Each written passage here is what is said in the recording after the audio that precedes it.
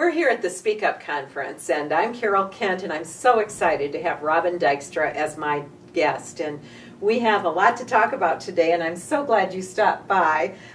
I know you're a Bible teacher and a storyteller. When did you first get passionate about this? You know, I've always wanted to teach. My mom and my grandma are both teachers.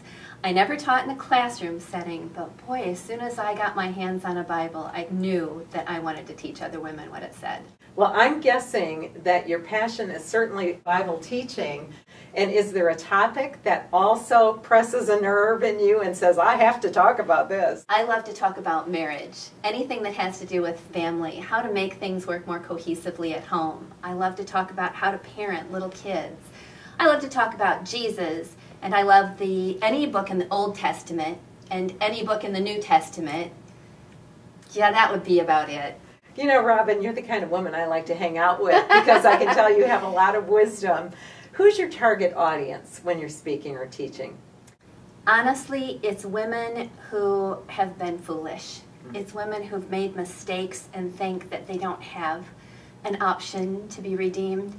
It's women who really need Jesus the most. Women who don't think that they have a good future.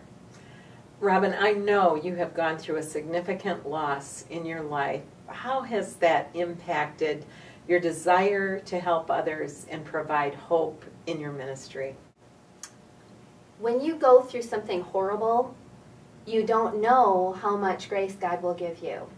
And you always think, oh, if that ever happened to me, I would. Honestly, you don't. You just trust God, and He will put people in front of you that can help you, or He will, whisper something sweet in your ear or give you good rest. He will provide whatever you need. And I want other women to know that's possible. You know, as you were just sharing, I just thought God is enough. He is always enough, no matter what the need is. And everything about your life and testimony really points to that truth. That's true. I know, Robyn, that you've thought about writing a book, and you're probably right now in the process of doing the research and the hard labor on that. Tell me what your idea is and what you hope to accomplish with it. Well, every time I speak, when I share my story about being a widow or losing my mom, people say to me afterwards, oh, do you have it written down? We would love to take that home. And so I decided that it was finally time. My kids are out of the house. I have a little more time at home, so I'm tackling the memoir projects, and I'm working with Dave Lambert. I'm thrilled to hear that because he's on our teaching staff at the Speak Up Conference this week. He is. And he's my editor. Oh, are you taking our writing track? I'm taking the speaker track because that's my strong desire. But he's coached me and told me that I should participate in at least one of his sessions. Breakout sessions? Yes. He's very gifted. Yes. And a wise, really a wise coach when it comes to writing. So I'm thrilled to hear that you're working with him. Me too. Now, you've brought with you a DVD series and a CD. Tell me about the kinds of products you have available for women. Sure.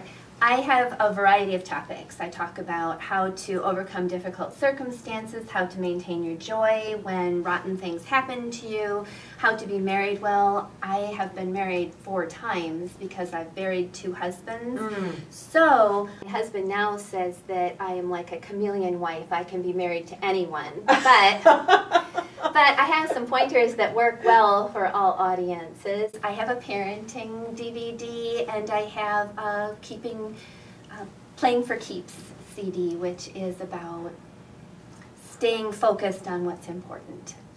Well, Robyn, you are filled with wise counsel for women, and I love the fact that it's biblically wise counsel. And your face reflects the joy of the Lord. And I want to thank you for being my guest today at the Speak Up Conference. And I pray that God will continue to bless your life and ministry in extraordinary ways. I received that. Great to have you here.